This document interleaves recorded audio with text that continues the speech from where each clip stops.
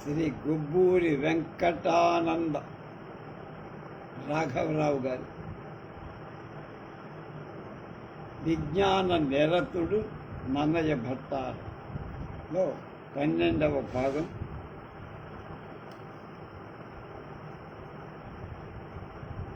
ఆరు 9:20 ఆయన అధ్యాయంలో 11వ అధ్యాయం లాక్షాగృహ దహనం ఎప్పుడు జరిగిందనేది మాత్రం నిన్న చెప్పుకున్నాం కదా. పాండవుల మేలు దుర్యోధనుడికి అసూయ, ఎలాగైనా వాడని చంపాలని వాడు ప్లాన్ వేస్తున్నాడు కనుక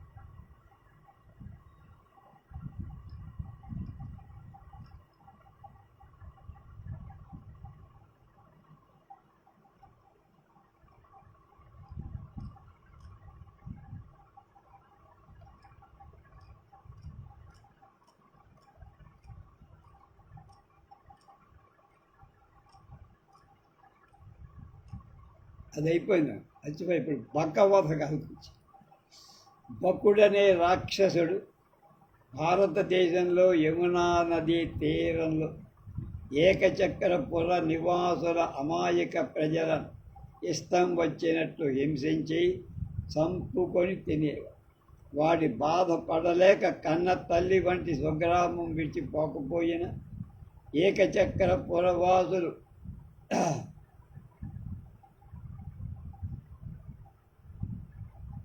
రోజుకొక బండెడు అన్నం, 2 ఎనుబోతులు, ఒక మనుషుణ్ణి తినటానికి వాటి దగ్గరకు పంపే ఏర్పాటు చేసుకోవాలి. ఆ ప్రకారం జరుపుకుంటూ కాలక్షేపం చేస్తున్నారు. వాళ్ళకి గ్రామం మీద గల అభిమానాన్ని ప్రశంసిస్తూ ఈ క్రింది చాటువు కూడా వచ్చిందట. బకుడేకచక్రపురమున ప్రకటితముగా దినమున కొకరి భక్ష్యంపంగా ఒకరైన విడువజాలరు సుకుమారక జన్మభూమి సుఖమెత్తిది. అలా ఊరి వాళ్ళు పీడిస్తున్న ఆ రాక్షసుణ్ణి భీముడు చంపారు. బకవధ వృత్తాంతం నక్షత్ర వీధిని కూడా సొగసుగా లిఖించబడింది. భీముడు వాయుదేవుడి అంశంలో పుట్టారు. భారతార్థంలో భీముడు అంటే చెప్పుకున్న స్వాతి నక్షత్రం. గుడి లోకంలో అంటే నక్షత్ర లోకంలో స్వాతికి ప్రతిస్పర్ధి బకుడు కనుక దక్షిణాకాశంలో మెరసే నక్షత్రాలలో కొంగ రూపు గల చుక్కల గుంపొకటి ఉందని పడమటి దేశీయులు నక్షత్ర పరిశోధకులలో బిఏవైఆర్ బేయర్ అనే ఆయన 1604లో కనిపెట్టి గ్రస్ అనే లాటిన్ భాషలో ఆ గుంపుకు పేరు పెట్టి చుక్కల పట్టికలు చేర్చారు. అంతకుముందు పడమటి నక్షత్రవేత్తలు ఈ చుక్కల గురించి అసలు తెలియదు. మన పూర్వులు ఈ చుక్కలను చాలా వేల సంవత్సరాల నుండి తెలుసుకున్నారు. ఇంద్రజుమ్న మహారాజు కీర్తిమాసెన అనే కారణంతో దేవతలు అతనిని స్వర్గభ్రష్టుని చేయాలని ప్రయత్నించి నా కీర్తి మాయల సాక్షులను విచారించండి అని ఆ మహారాజు దేవతలను కోరారు. ఇంద్రజుమ్నుడి పక్షాన విచారింపబడిన సాక్షులలో నాళీజంఘ అనే ఒక బకం ఉంది. ఇది అరణ్య పర్వంలో 4లో 367లో వచ్చే కథ. అంతకు పూర్వం వశిష్ఠ విశ్వామిత్రుడు హరిశ్చంద్రుడి విషయంలో ఒకళ్ళనొకళ్ళు శపించుకున్నారు. వశిష్ఠుడు విశ్వామిత్రుడి గురుధ్రం అంటే డేగ కావాలి శపిస్తే విశ్వామిత్రుడు వశిష్ఠుని కొంగవుకా అని ప్రతిశాపించి ఇలా ఇద్దరు పక్షి రూపాలతో ఘోరంగా పోట్లాట చేశారు. ఈ పోరాటం ఆడిబక యుద్ధం అని పురాణ ప్రసిద్ధం. ఆడిబక యుద్ధం అంటే డేగ, ఈ బకం అంటే కొంగ యుద్ధం అని భాగవతంలో 9లో 193 అంటే 9వ స్కంధం. భారత కథ జరిగే నాటికి కూడా దక్షిణాకాశ నక్షత్రాల్లో బకం ఉంది. కుక్కెర చుక్కలను నన్నయ్య భట్టారకుడే కాక కవి సార్వభౌముడు శ్రీనాథుడి భావమరది దగ్గుబిల్లి దుగ్గయ్య కవి కూడా తాను రచించిన విష్ణు కంచి మహాత్మ్యంలో శరత్కాల వర్ణన సందర్భంగా ఈ విధంగా చెప్పారు. సింధూక మెరమించే చే బరువయ్య కేదంగి కలిమి పుష్పితమయ్య గ్రంథి పూచే అర్జునం బలరారి అరవిందములు గుర్సె భూస్థలి ఏరులు పుక్కిలించి గండూపదములుబ్బె కలగె హంస జయంబు నటించే కప్పలు నమిలి చెంగలు చెలగే చాతకంబులు మించె సాగరం బెడయించే హరిగోపములతోడ ఆడే నాటే వేడి మత్త భృంగములకు తేనె రిత్తమయ్యే గండు కోయిల కూతలు కట్టుబడి చూలుకొనే పాతి కుక్కెర జూటు పదవే విష్ణునకు నిద్ర లేచెడి వేళ అయ్యే. విష్ణు భగవానుడు చాతుర్మాస్య నిద్ర నుండి కార్తీక శుక్ల ఏకాదశి నాడు మేల్కొంటారు. అప్పుడు అదే ఉత్థాన ఏకాదశి అంటబడు. విష్ణుడి ముందు ఒక్కొక్క వాయుదేవుడు ఉండాల్సిందేగా. కనుక మారుతస్య వేద అని శృతి వేదం చెప్పి స్వాతి వాయు దైవత. విష్ణుడికి ముందు స్వాతి నక్షత్రం తూర్పున ఉదయిస్తుంది. తూర్పు దిక్కే అనే స్త్రీ స్వాతి నక్షత్రాన్ని గర్భంలో పెట్టుకొని నిండు చూలాలై ఉంది. త్వరలో ప్రసవించి స్వాతి అనేటువంటి పుత్రుడిని కన్నది. స్వాతి కనపడకుండా ఉన్నంత వరకే బకాసురుడి మెడిసిపాడు. స్వాతి పుట్టుకతో బకుడు దుమ్ములు విరి చావటం సిద్ధం. భీముడి రాక ఏకచక్రపురంలో బకాసురుడికి స్వాతి ఉదయం ఖగోళ బక నక్షత్రాల అవసాన సూచక. కాబట్టి దుగ్గయ్య కవి తూర్పు దిక్సతి చూలుకొని స్వాతిని గర్భంలో ఈడుకొనట కుక్కెర చుక్కలకు మోసం. వాటి అత్యంత దశ సమీపించిందని సొగసుగా వర్ణించారు మన పంచాంగ కర్తలు. భాద్రపద కృష్ణ పక్షంలో మహాలయ పక్షం అంటారు కదా, అప్పుడు పితరులను ఆరాధించడం ముఖ్యం. ఆశ్వయుజ బహుళం స్వాతి కార్తె రోజులు. ఆశ్వయుజ బహుళ చతుర్దశి నాడు స్వాంత్యం భగనమని స్వాత్యం భగమని సిద్ధాంతులు చెబుతారు. కార్తీక శుక్ల ప్రారంభం నుండి స్వాతి సూర్యోదయం వరకు తూర్పున ఉదయిస్తారు.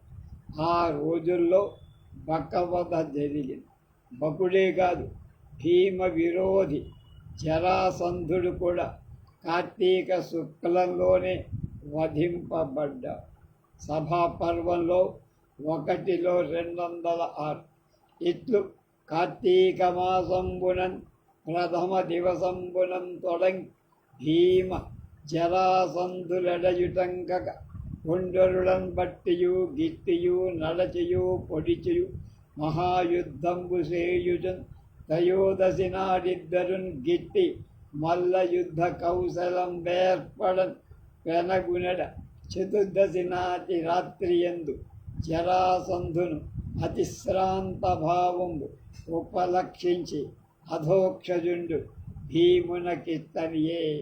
207 విరహిత సత్తుడయ్యే ప్రతివీరుడు వీని అశేషధారుణీశ్వర నికరాపకారు అతి సాహసికున్ వధించి నీ భుజస్థిరత విలుంగ ఈ అనిలదేవు బలంబును నీ బలంబు ఆసురముగా మాకు చూపుము విశుద్ధ యశోనిధి మరుతాత్మజా అని ప్రబోధించి పలికిన అనిల తనయుడని దేవులను తలంచి తత్ప్రసాదంబున అధిక సత్వ సమేతుండై 280 210 వధించి ఆర్చను వరలగ భీముడు భువన వలయం భద్రువన్ 210 భీమ జరాసంధుల మల్ల యుద్ధంలో ఎవరు గెలుస్తారు?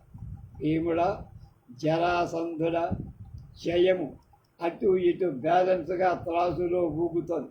ఒకసారి వాడి వైపు ఒకసారి వీడి వైపు అలా మొగ్గుతూ సందిగ్ధావస్థలో ఉన్నప్పుడు కృష్ణ పరమాత్మ తన భక్తుడు ఆశ్రితుడైనటువంటి భీముణ్ణి కరుణం కనిపెట్టి సైకలాజికల్ మూమెంట్ అంటారు తోడ్పడి ప్రోత్సాహమిచ్చి దైవ సాయంతో భీముని అయినటువంటి జయం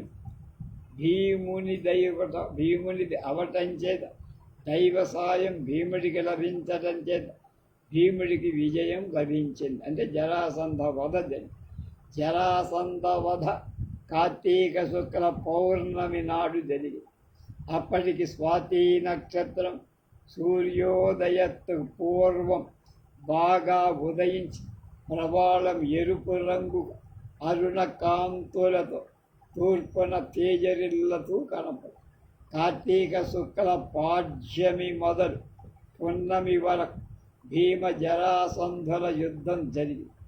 చతుర్దశి నాటి రాత్రి కృష్ణ ప్రబోధితుడై భీముడు ఉత్సాహంతో మాతరిస్వం తలంచుకొని అంటే తండ్రి గాలిదేవుని అనంత బల సంపన్నుడై మర్నాడు జరాసంధుణ్ణి చంపాడని సంస్కృత మూల భారతంలో.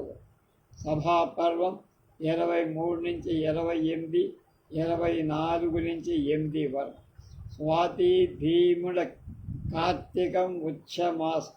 స్వాతి భీముడికి స్వాతి కనుక భీముడికి కార్తీకం ఉచ్చస్థితిలో ఉండే నెల. కిమ్మీర దుర్యోధనులు కూడా కార్తీక మార్గశిర మాసాలలో వధింపబడటం చిత్తమైన విషయం. కిమ్మీర వధకాలం ఈ దిగువ విధంగా నిర్ణయిద్దాం. మన పంచాంగకర్తలు ఇవాళ కూడా ఆశ్వయుజ శుక్ల పున్నమి నాడు అక్షక్రీడ జరగాలని వ్రాస్తున్నారు. అంటే పాచికల ఈనాడు కూడా ఆశ్వయుజ శుక్ల పున్నమి నాడు అక్షక్రీడ జరగాలి. ఇప్పుడు కూడా కొన్ని వైశ్య కుటుంబాలలో స్త్రీలు ఆశ్వయుజ పౌర్ణమి నాడు జూదం కాకపోయినా గవ్వలాటలైనా ఆడటం ఆచారంగా. ఈ పూర్వాచారాన్ని అనుసరించి దుర్యోధనుడు ఆశ్వయుజ పున్నమి నాడు ధర్మరాజును జూదానికి పిలిపించి ఆ నెపంతో పాండవుల సర్వాన్ని అపహరించి ధృతరాష్ట్రుడు ద్రౌపది భంగపాటు విని ధర్మరాజు రాజ్యమతనికిచ్చి పంపారు. మళ్ళా ఒక పక్షంలోపుగా రెండవ జూదం ఆడి ధర్మరాజు ఓడి ద్రౌపది సోదర సహితుడై వనవాసానికి వెళ్ళారు. ఆశ్వయుజ బహుళ అమావాస్య ముందు 1-2 రోజులలో పాండవులకు పరాజయంతో వనవాసం ప్రాప్తమై వారి వనవాస క్లేశారంభం ఆశ్వయుజ బహుళ అమావాస్య తర్వాత అని మరువకూడదు. అంటే అమావాస్య జరిగితే మళ్ళీ శుక్లపక్షం అన్న. కిమ్మీర వధ అరణ్య పర్వం 1లో 107. విదురుండు ధృతరాష్ట్రునకిట్లనియే. ఇందుండితని పాండవులు 3 అహోరాత్రంబులు నిరంతర ప్రయాణంబు చేసి కామ్యక వనంబు సొచ్చు. వారు ఒక్కనాటి అర్ధరాత్రంబున రాక్షస ప్రచార వేళయన్ పరిభ్రమించుతూ రాక్షసమాయ కావించుతున్నవాని అతనిసిత దంశాకరాళంబైన తన వదన గహ్వరంబు తెరచి గుడ్లు మెరవ బభ్రుకేశంబుల దూల బలార్కరశ్మియుతంబైన మలాహకంబును పోలి సకల ప్రాణి భయజనకంబుగా గర్జిల్లుతున్నవాని నిజపాద ఘట్టిత మహీతల ప్రచల వేగ వేల్లిత లల్లీ పల్లవ బాహు పరిరంభణ సుఖంబు పాదపంబుల కాపాది చుంచుతున్నవాని ఎదుర ఒక్క రక్కసునన్ కని అంత వాడును బ్రాహ్మణ సంఘంబునందుందట కృష్ణాజినావృతలై వచ్చు పాండవులంకని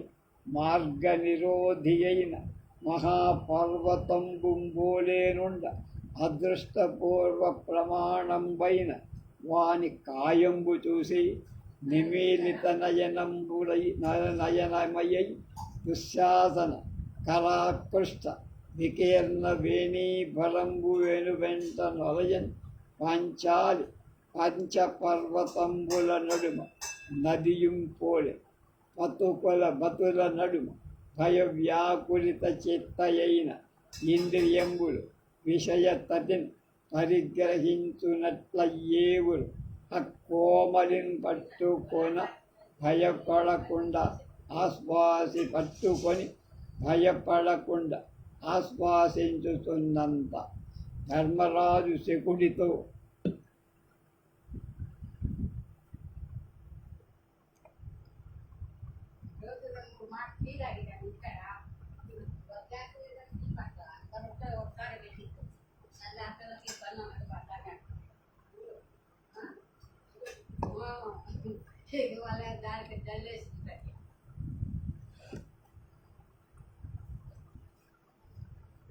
శకునితో జోదమాడటానికి 2వసారి హస్తినాపురానికి ఆశ్వయుజ బహుళ అమావాస్య రోజున పైన నిర్ణయించుకున్నాడు చెప్పారు.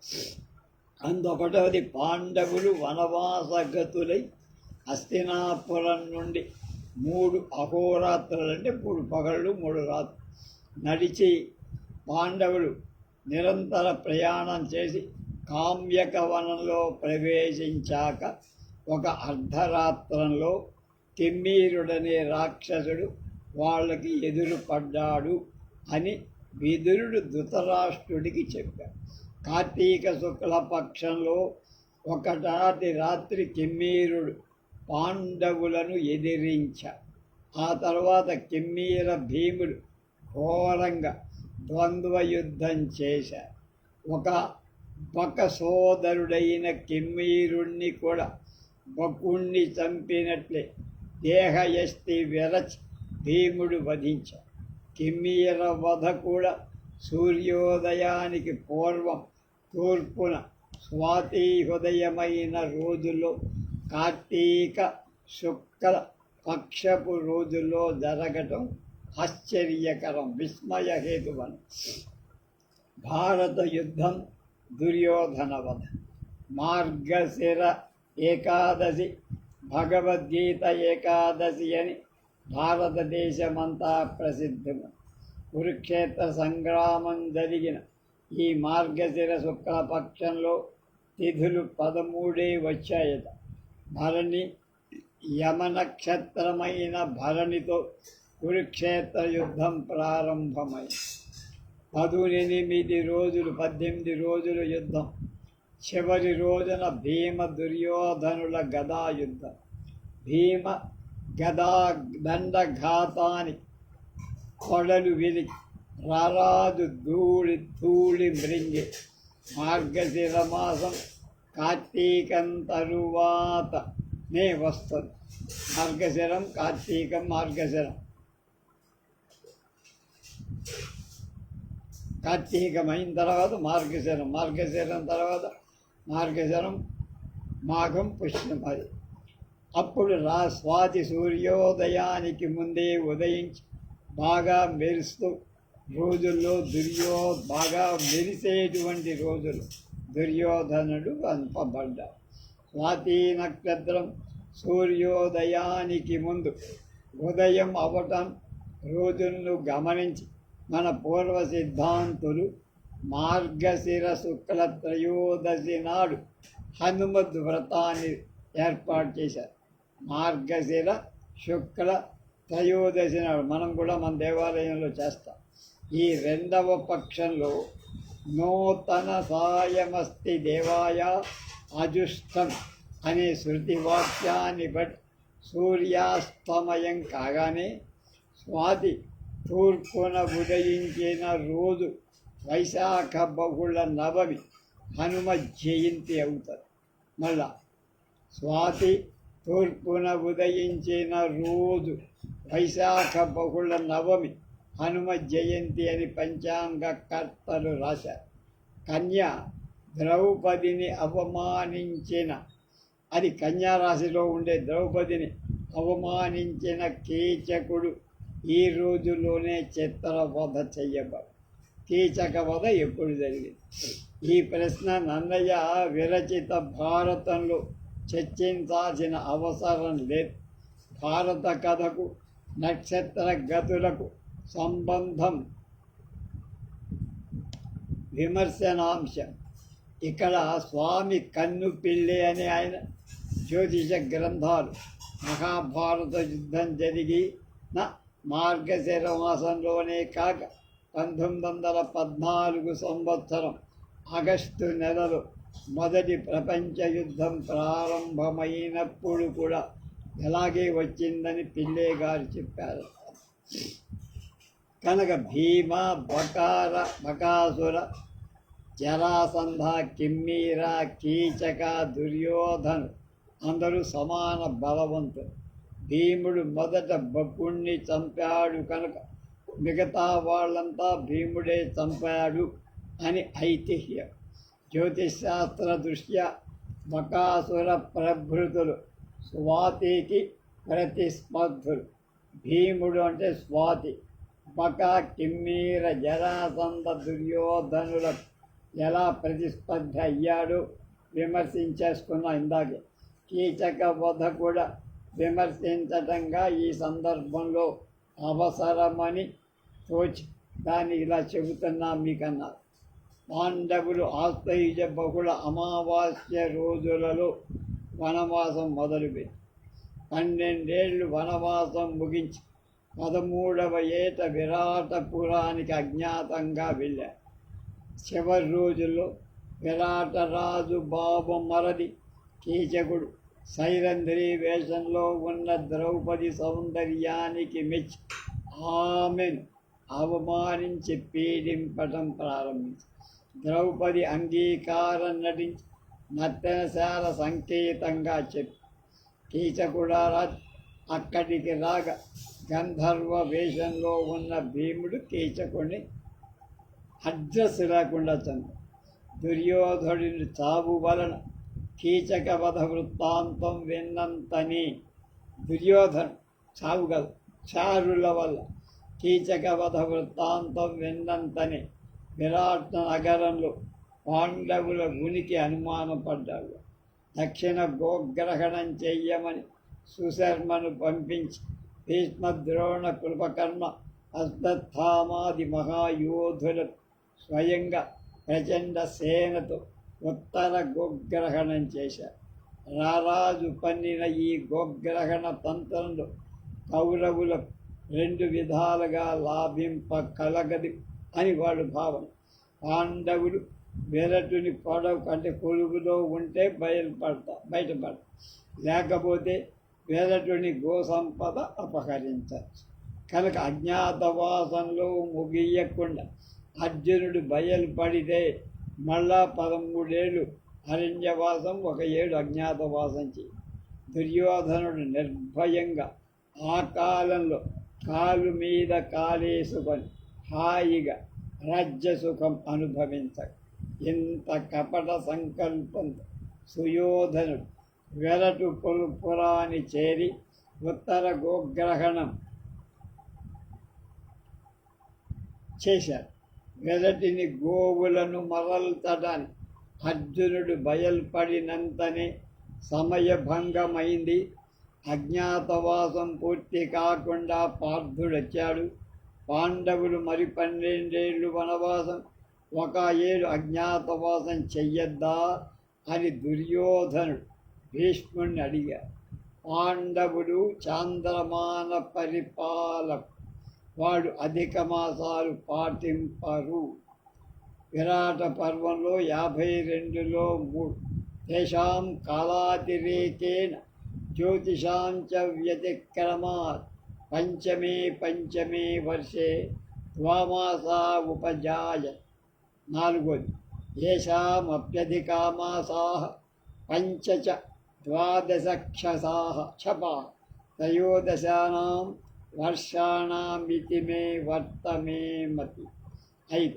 సర్వం యథావచ్చరితం యజ్ఞదేభిః ప్రతిశ్రుతం ఏవమేతద్ధ్రువం జ్ఞాత్వా తతో భీభత్సురాగత. వనవాసం 12 ఏళ్లకు 5 ఏళ్లకు 2 అధిక మాసాల చొప్పున 5 మాసాలు అధిక మాసాలు వచ్చాయి కనుక ఇది 13వ సంవత్సరం. సౌర చాంద్ర మాసాలకు తేడా సంవత్సరానికి సుమారు 15 రోజులుంటాయి, 11 రోజులుంటాయి. సౌర మాసరీత్యా ఉత్తర గోగ్రహణం నాటి వైశాఖ మాసం, ఆశ్వయుజ అమావాస్య నుండి 5 మాసాలకు 11 రోజులు తీసేస్తే వైశాఖ బహుళ చవితి నాటి అంటే నిన్నటికే అజ్ఞాతవాస రోజులన్నీ గడిచిపోయాయి. ఇవాళ పంచమి నాడు అర్జునుడు బయటపడటం సమయభంగం కాదు అని భీష్మ నిర్ణయం. కీచకుడు సంహరింపబడిన మర్నాడు సైరంధ్రిని చూసి వెరటుడి భార్య సుదేష్ణ అంది, అమ్మా తల్లి, ఇక్కడితో మమ్మల్ని వదిలిపెట్టి మీ ఇష్టం వచ్చిన చోటికి వెళ్ళి, ఇక్కడ ఉండక్కల్లా, రాజుగారు నిన్ను వెంటనే పొమ్మని చెప్పారు అని. ఆ మాటలకు సైరంధ్రి ఇలా అన్నది, తల్లి, ఇంకా 13 రోజులు మాత్రమే భరించు, ఆ తరువాత నేనే వెళ్తా అని. అజ్ఞాతవాస దీక్ష వైశాఖ బహుళ చవితితో పూర్తయిందని పైన లెక్కేసుకొని అక్కడి నుండి 13 రోజులు లెక్క వేసుకుంటే వెనక్కి లెక్కేసుకుంటే వైశాఖ శుక్ల సప్తమి నాడు సుధేష్ణ ద్రౌపదులు పై విధంగా మాట్లాడుకొని, తొలి రోజు రాత్రి వైశాఖ శుక్ల షష్ఠి నాడు రాత్రి కీచక వధ జరిగి, చిత్రతో కూడి చంద్రుడున్న పున్నమి కల మాసం చైత్రమాసం. ఆ తర్వాత 15 రోజుల తర్వాత స్వాతి సూర్యాస్తమయం కాగానే తూర్పున ఉదయము. తర్వాత వైశాఖ శుక్ల షష్ఠి నాడు కీచకుడు సంహరింపబడటం జ్యోతిశాస్త్ర రీత్యా యథాత్. ఈ విధంగా సూర్యోదయాత్ పూర్వము, సూర్యుడు అస్తమించిన తరువాతను తూర్పు ఆకాశంలో స్వాతి ఉదయించి ప్రత్యర్థులైనటువంటి బక, కిమ్మీర, జరాసంధ, కీచక, దుర్యోధనాదులైన పాపులను చంపుతాడు అని అర్థం. ఇక రేపు ద్రౌపది జననం ఎలా జరిగింది, ఆ విశేషాలన్నీ రేపు తెలుసుకుందాం.